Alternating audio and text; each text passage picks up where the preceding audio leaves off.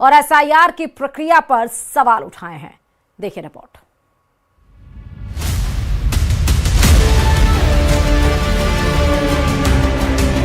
पिछले 47 दिनों में 5वां मौका है जब एसआईआर को लेकर टीएमसी का प्रतिनिधिमंडल चुनाव आयोग का आमना सामना हो रहा है। इस मुलाकात में टीएमसी चुनाव आयोग से 3 आरोपों के बारे में शिकायत करेगी। टीएमसी का पहला आरोप, बड़ी संख्या में जिंदा मतदाताओं को मतदाता सूची में मृत घोषित कर दिया जा रहा है। टीएमसी का दूसरा आरोप, राज्य में माइक्रो ऑब्जर्वर की तैनाती पर पार्टी ने सवाल खड़े किए। टीएमसी का तीसरा आरोप, बीजेपी नेताओं की गाड़ियों में बड़ी संख्या में फॉर्म 7 मिल रहे हैं जो वोटर डिलीशन से जुड़े होते हैं। इस मुलाकात से पहले बंगाल की सीएम ममता बनर्जी ने केंद्र सरकार और केंद्रीय सुरक्षा बलों पर बड़ा आरोप लगाया है।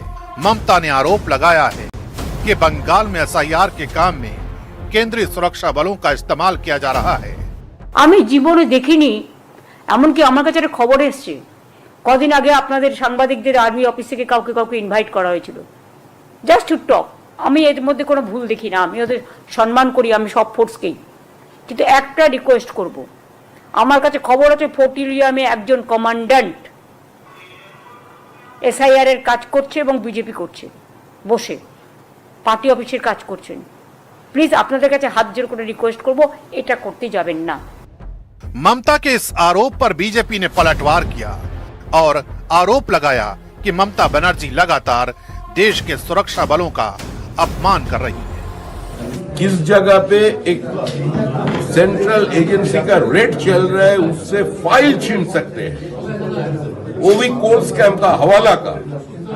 अपने पार्टी का जो अपराधी तकते हैं उसको बचाने के लिए जो मुख्यमंत्री इसी स्तर पर गिर सकती है तो उस मुख्यमंत्री के लिए सेना के बारे में वो ऐसे बोले, ये नया क्या? इसका पहले भी वो सेना के बारे में ऐसा आप सब बोले हैं। ये पहली बार नहीं है कि ममता बनर्जी किसी और को, केंद्रीय सरकार को वो दोषी ठहरा रही है।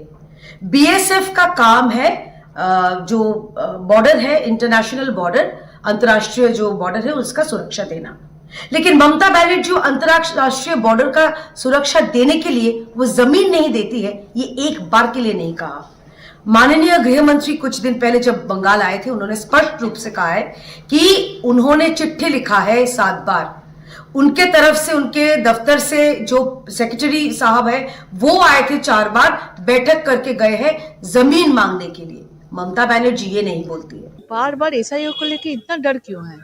बार बार इतना सारा उसके पास अभी बीजेपी ऑफिस चला रहा है, कभी शुभेंदु अधिकारी कर रहा है, कभी अमित शाह जी का ऊपर आक्रमण चल रहा है, अभी फोर्ट विलियम में चला गया आर्मी के ऊपर। मतलब किसी का सम्मान नहीं है। एसआईआर ऐसा पूरा देश में चल रहा है, कोई जगह में कोई नहीं बोल रहा है, तो मुख्यमंत्री को इतना क्यों दर्द हो रहा है? क्योंकि उसका डर है। इस टाइम में एसआईआर में जो लोग 58 लोगों का नाम बाद गया है, क्योंकि 40 लाख का तो आसपास में हम लोग का डिफरेंस था, वो तो हम लोग कवर हो गया, 58 लाख हो गया, तो जीतने का भी कुछ रास्ता है ही नहीं, इसलिए ये सब बोल रहा है। बंगाल में एसआईआर के ऐलान के पहले से ही ममता बनर्जी सरकार उसके विरोध में है और एसआईआर को लेकर केंद्र और बीजेपी पर आए दिन तरह तरह के आरोप लगाती रहती है। और चलिए अब बात चीन की होगी, जिसके मुद्दे पर कांग्रेस में दो फाड़ हो गया है और कांग्रेस के 2 बड़े नेता आमने सामने आ गए हैं। पूरी खबर क्या है इस रिपोर्ट में आपको दिखाते हैं।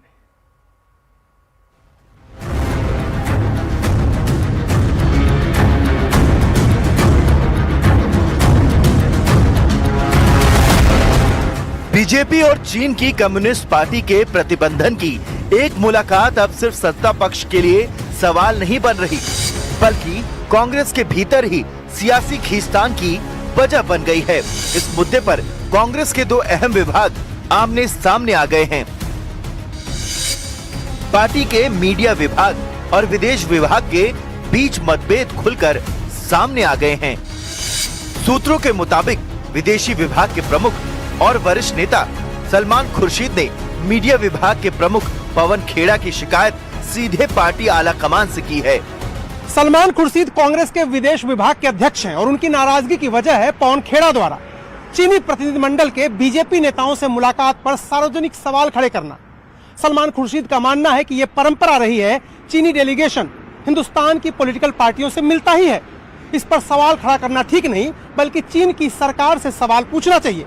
ऐसे में अब यह सवाल उठने लगा है कि आखिर कांग्रेस पार्टी की चीनी डेलीगेशन को लेकर आधिकारिक लाइन है क्या।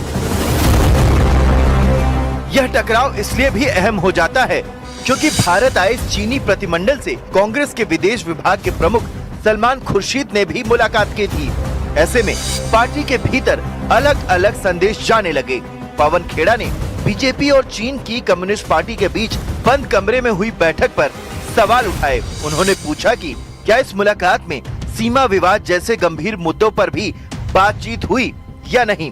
दूसरी ओर सूत्रों के मुताबिक सलमान खुर्शीद का मानना है कि राजनीतिक दलों के बीच ऐसी मुलाकातें गुडविल जेस्चर होती हैं और कूटनीतिक परंपरा का हिस्सा मानी जाती हैं।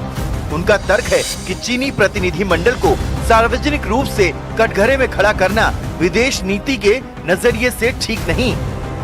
पवन खेड़ा ने अपनी प्रेस कॉन्फ्रेंस में बीजेपी के दोहरे रवैये का आरोप लगाया।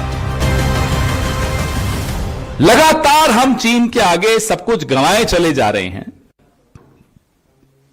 और फिर ये बैठक भी होती है, बैठक को क्लोज डोर होती है, बैठक उनके मुख्यालय पर होती है, उनका स्वागत होता है, गर्मजोशी से होती है, सब कुछ कीजिए।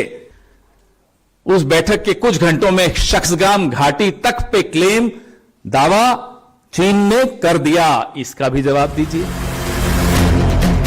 लेकिन इस आक्रामक रुख को लेकर कांग्रेस के विदेश विभाग ने आपत्ति जताई और यहीं से पार्टी के भीतर मतभेद गहराते चले गए।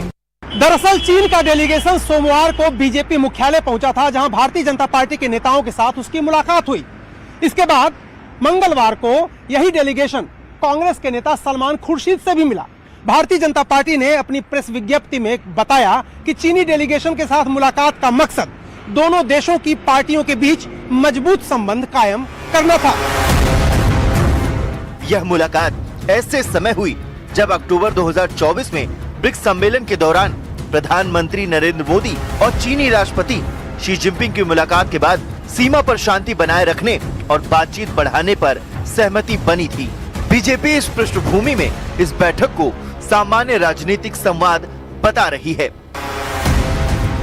कुल मिलाकर बीजेपी और चीनी प्रतिनिधि मंडल की मुलाकात ने कांग्रेस के भीतर विदेश नीति और राजनीतिक रणनीति को लेकर गहरी अहमियत उजागर कर दी। एक तरफ आक्रामक सवाल उठाने की सोच है तो दूसरी तरफ कूटनीतिक संतुलन बनाए रखने का नजरिया। बड़ा सवाल यही है कि चीन जैसे संवेदनशील मुद्दे पर कांग्रेस की आधिकारिक आवाज आखिर किसकी मानी जाएगी।